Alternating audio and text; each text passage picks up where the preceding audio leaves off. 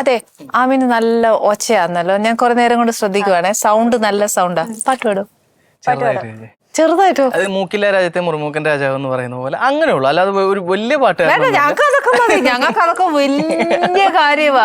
ചേച്ചി ഇങ്ങനെ എക്സ്പെക്ട് ചെയ്യണ വലിയ പാട്ട് ഇവിടെ എന്തോരം ഗസ്റ്റ് വരുന്നതാ. അപ്പൊ അതാണ് ഞാൻ ഉദ്ദേശിച്ചത്. ഞങ്ങൾക്ക് എല്ലാരും വലിയ ആൾക്കാർ തന്നെയാ. ഈ പറഞ്ഞ എനിക്ക് പാടാൻ അറിഞ്ഞിട്ടാ അല്ലല്ലോ. പക്ഷെ ആ ഒരു മൊമെന്റ് ഭയങ്കര സന്തോഷാക്കാൻ നല്ലതല്ലേ.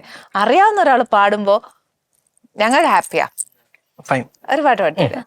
മായാമഞ്ചലിൽ ഇതുവഴിയെ പോകും തിങ്കളേ കാണാത്തമ്പുരു തഴുകുമൊരു തൂവൽ തെന്നലേ ആരും പാടാത്ത പല്ലവി കാതിൽ വീഴുമേ വേളയിൽ കിനാവ് പോൽ വരൂ വരൂ മായാമഞ്ചലിൽ ഇതുവഴിയെ പോകും തിങ്കളേ.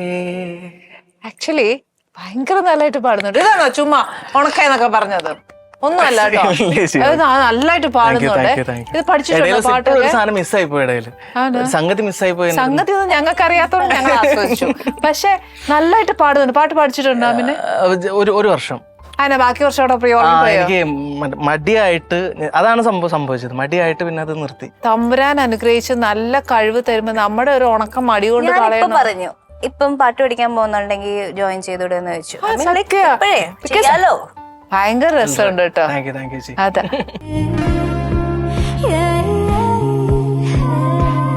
Ali's Kitchen.